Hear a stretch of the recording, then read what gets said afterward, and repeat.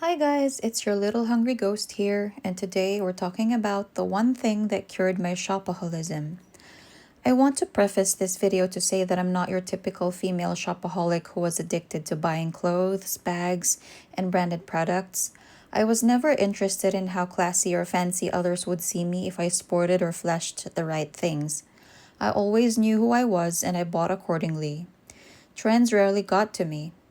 I was a shopaholic for slightly different reasons. The items that I bought were more niche, and this isn't your typical how I stopped shopping video. The one thing that cured my shopaholism won't leave you feeling good, but it was the one thing that got me out of it. Once I saw the real reason why I kept browsing and buying stuff, I couldn't unsee it, and I could no longer go back to the way I was before. Probably the only two common items that I got addicted to buying for a while were makeup and accessories that matched my aesthetic, most of which weren't even high end. But that was a very short phase that ended once I got honest with myself that the only things that I use regularly are sunscreen, face powder, highlighter, lip balm, and lipstick. I never take off my gold plated stainless steel earrings, rarely ever wear necklaces and bracelets because I was too lazy to put them on during the weekends, and my main job doesn't allow me to have those accessories. And all I really wear is this $2 mood ring that sits on top of my wedding band. So my shopping for the usual stuff that most people buy ended ages ago. I thought that I was better than most people because I didn't get sucked in by trends, the latest tech, brands, or labels, and because I didn't buy to show off, impress others, or to belong in any group. But I was still addicted to novelty, and I had a fear of missing out if I didn't buy everything there was to buy about my particular interests. So at the end of the day, I was no different from every other shopaholic. What I did buy over and over again were religious and self development books, digital courses, spiritual tools like crystals, tarot and oracle cards, energy healing courses, healing attunements, and psychic consultations because there came a time when normal human interactions started to feel very robotic, selfish, and shallow for me, which just made me feel lonelier. So I moved on from that and I tried seeking relationships with the unseen like my ancestors and spirit guides. Not like I ever saw or felt them because my third eye seems to be really shut no matter what psychic development exercise or program I try. But anyway, I've always believed in God and I thought He was the ultimate spiritual being. And so I longed to see, touch, and feel God in order to have a taste for what a perfect connection and perfect relationship looks like.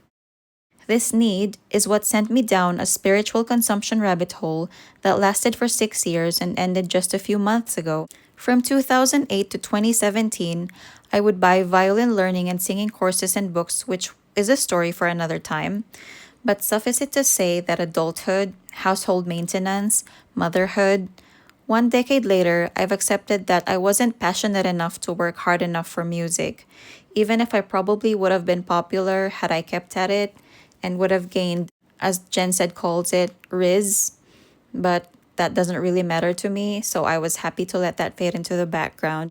From birth to 2022, following society's script for a happier life, I studied hard, got good grades, found a stable and inflation proof career as a nurse, did everything right to be able to leave my corrupt country, got married, had kids, immigrated to New Zealand, bought a house with my husband, petitioned my parents to be fellow citizens in our new country, got a dog and a cat, and fast forward to the present, I am at a stage where I am currently working full time along with my husband, with the hope that all going well, we will be able to keep this up so that one day we can pay off the mortgage and retire, support our children into university if we have enough money saved up, and settle down in a decent aged care facility where we can live like kids again, but only this time with slower reflexes, way lower energy, a host of new health issues, until one day it's game over. But somehow, I was never truly satisfied with this script, and feeling like I'm the only one who felt this way just made me feel bad and lonely for not being okay with this, unlike everyone else around me who is on this similar path. I'm supposed to have everything going for me. As a middle class immigrant, all of our basic needs are now met. We are safer and more secure here than we have ever been back in my home country. And I got a taste for what it was like to see things, want them, and be able to occasionally afford them. This is supposed to be as good as it gets, but I feel like there is something very big missing. I felt guilty and greedy for wanting more out of life, just like the hungry ghosts in Eastern folklore, which is the inspiration for my YouTube username. It was always a mystery to me how everyone around me seems to be okay with this except for me. I am finding other like-minded outliers here on YouTube now, but since I was 13 years old, I have been praying to the mainstream Christian God to show me my life purpose, so that I could dedicate my entire life to it. After my lifelong search pursuing truth and uniting with God, instead of finding God, I found the void. It feels like my search ended here. I just exist now out of obligation, but there is nothing left for me to look forward to. All my life, I have been trying to fill this void only to realize that the more I try to fill it, the bigger it gets. As a logical next step to this realization, for the first time in my life, I've lost the desire to keep trying to be happy, to keep upgrading, to keep shopping. The only thing that finally made me stop shopping for good wasn't minimalism, budgeting, project pants, or no-buy challenges. It was the dark realization that all the goals I've been trying so hard to achieve, with all the shiny, artsy, informative things that I've been accumulating to help me be the most fit, healthy, pretty, musical, creative, artistically talented, healed, eco-friendly, psychic, and enlightened version of myself, none of it really mattered in the end, and that being my best self wasn't going to make any good, lasting change in the world like I've been taught. Everything the ads and influencers on my Facebook and Instagram feeds sold to me over the past 15 years were but empty promises so that I could live made-up lifestyles and achieve made-up aspirations, which only left me feeling pretentious and broke. The more packages I unboxed, the emptier and more overwhelmed I felt after. My dreams for a whole, fulfilled life in being the best wife, mom, hobbyist, nurse, and Christian have slowly been battered and shattered by the realities of this life. Simply cooking, cleaning the house, and doing the bare minimum for my family leaves me with barely any time for anything worth living for. I'm too tired after work that I just have to eat and sleep during my free time, which is already quite limited to begin with as a full-time shift worker to 2 kids and 2 pets with no professional or outside family help. The way this life is set up robs us of the best of our time, health, and energy, and shopping to fix this started to feel more like an act of desperation rather than an act of self-care or self-development. Slowly but surely, this feeling of despair turned into disgust at how almost everything I ever read and listen to across all radio, television, billboards, magazines, newspapers, search engines, and email newsletters, and last but not the least, social media, simply exists to sell me something and manipulate me into buying shit. I didn't have the words for it then, but I felt in my bones that the whole world was just one big money-sucking machine designed to siphon whatever modest amount of middle-class money I make as a hard-working health professional, not by force, but by making me feel inadequate with every scroll, watch, and listen. They're all telling me that I'm never enough and that if I bought their product or their course, I would finally look, feel, and be complete. By taking longer, more thoughtful pauses between adding to cart and hitting buy now, I interrogated each and every product that I added to my cart like a Border Patrol officer and made each item justify why they deserve my attention, energy, and precious shelf or drawer space. In doing so, I was also training myself to start focusing on who I've always been, rather than who my algorithm and society wants me to be. Once I started to see how life on Earth sucks for a lot of us who don't get lucky in all of the major life areas that our world highly prizes, these areas being beauty, body, brains, talent, fame, power, and finances, I stopped trying to be more than what I was. I stopped seeking for attention and validation, and I stopped seeing shopping for more products and courses as a way to fix any of my so-called deficiencies. We're constantly told what's wrong with us and what we're missing, and then sold the cure. But now, I am finally waking up to the fact that everything they said was wrong with us and what we are lacking is all made up. All meaning is made up. All standards are made up. None of it is absolute truth. After an entire lifetime of studying hard, working hard, enduring and overcoming life challenges, and experiencing a few highs here and there that didn't really last very long, I sat with myself and realized that all I really wanted to do in life was soak in the mundane beauty around me, to enjoy the privileges that my fate has allowed me to experience, and to live in the present the way I did when I was a carefree, innocent, impressionable child.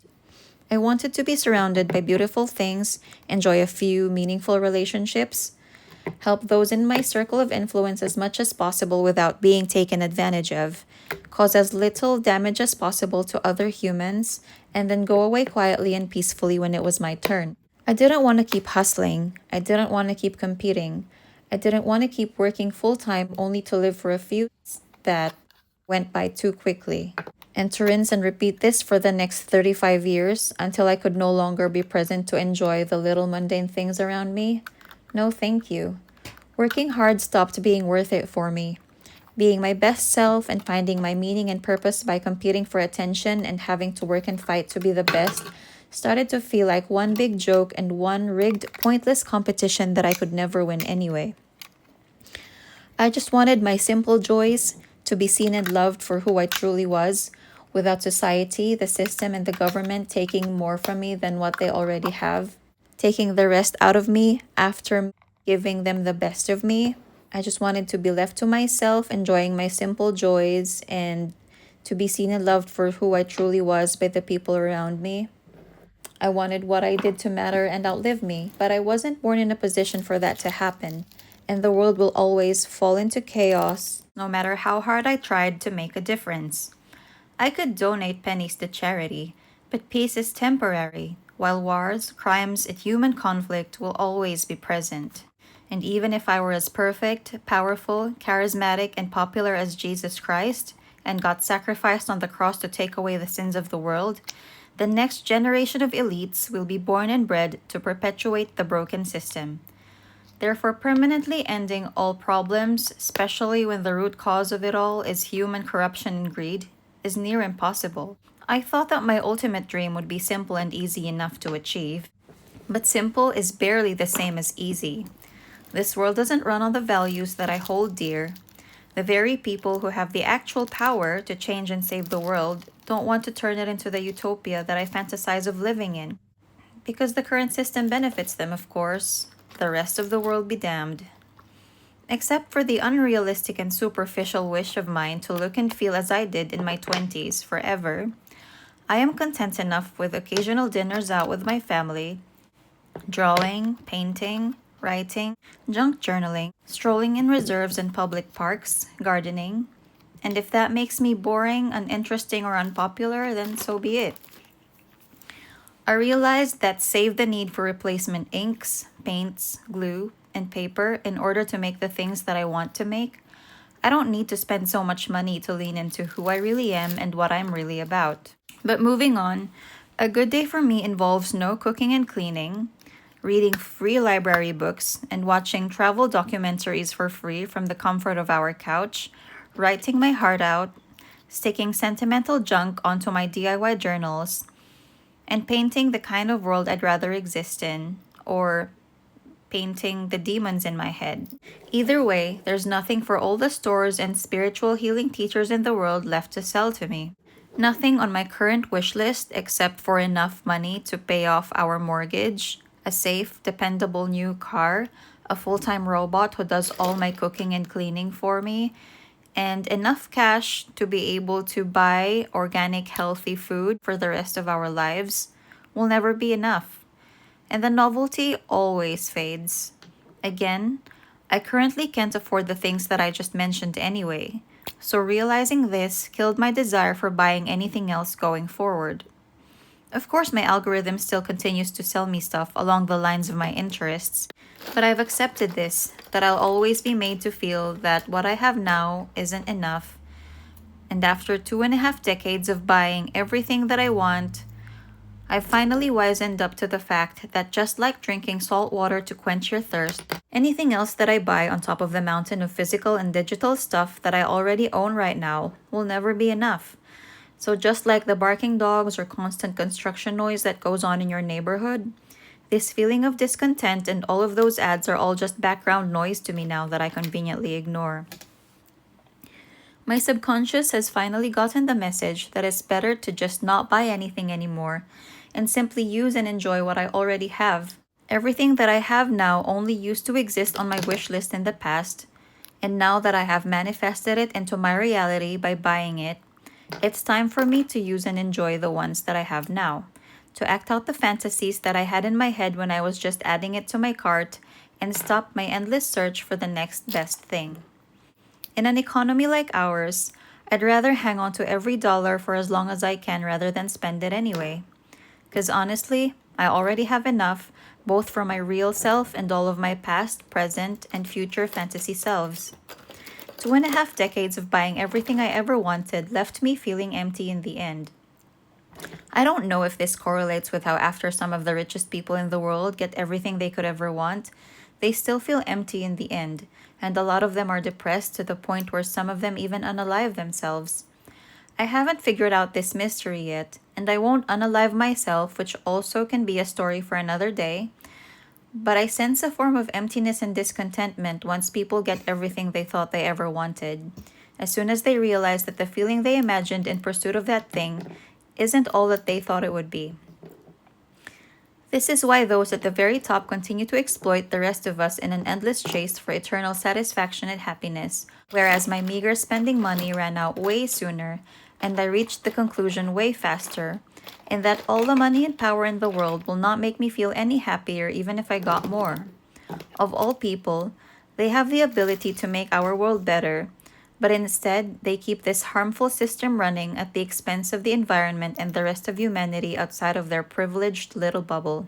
They can't envision a reality where everyone is living decently, where everything is fair, where everyone has enough, and where no wars or conflict are needed for any of this to actually come true. Another difference between them and me is that I have discovered the concept of enough on all levels and all that the word enough entails. What I have now is enough, that I will never be enough, and that last but not the least, I have actually had enough of this joke of a world and I'm done playing. I'm a little hungry ghost, and I am also a meat suit of endless wants and needs that demand the destruction of the Earth's natural resources in order to be met under our current system, and also an insatiable hunger for endless pleasure. So now I just do the bare minimum to satisfy those wants, because I know that even if I go big and spend big, the high will not last and I will go broke faster if I spend more. So I'd rather spend as little as possible to get the same needs met. I'm no longer attracted to anything anyone is trying to sell me, and that is my new superpower in a world that does everything to manipulate me into spending all my money away for the ongoing wealth and glory of our billionaire CEOs and top 1% elites. On top of adulting and fulfilling all my responsibilities, all the joys that I have in this life are fleeting, and I only create stuff in order to cope and to temporarily forget the pain of existing in this world that doesn't seem to be made for me. So to cope with the meaninglessness and pointlessness of it all, I've shifted from buying stuff to making stuff. Both offer fleeting joys, but making stuff costs less money, for my own hobbies at least, and the feeling that I get out of creating is slightly better than consuming. Every course, crystal, palette, card deck, or brush set that I bought was my attempt at trying to buy meaning. Every shopping trip was my attempt to experience spikes in dopamine. Every time I need to entertain or distract myself with novelty, or if I need an extra dose of dopamine, I just go to our local library or hospice shops now. The library is free and the latter is a good deal.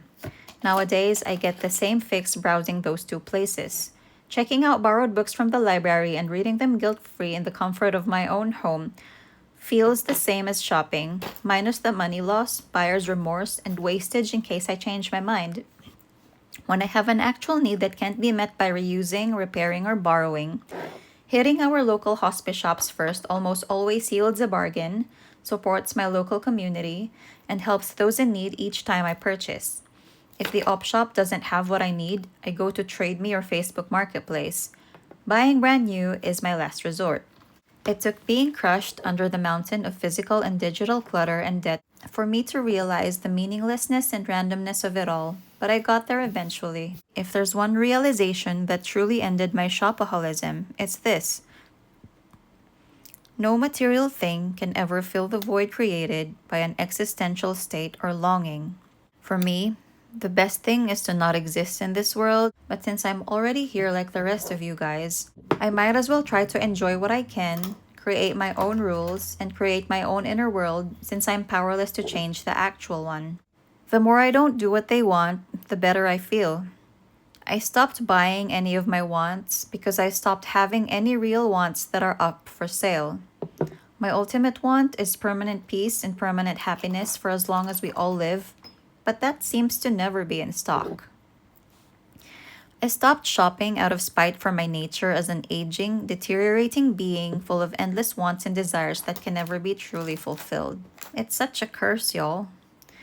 Once this truth descended from my head to my gut, and I realized how pointless and expensive buying temporary highs is, and how stressful it is to deal with the ensuing pile of stuff from my endless pursuit of wants, contentment, meaning, and purpose, marketing finally lost its hold on me.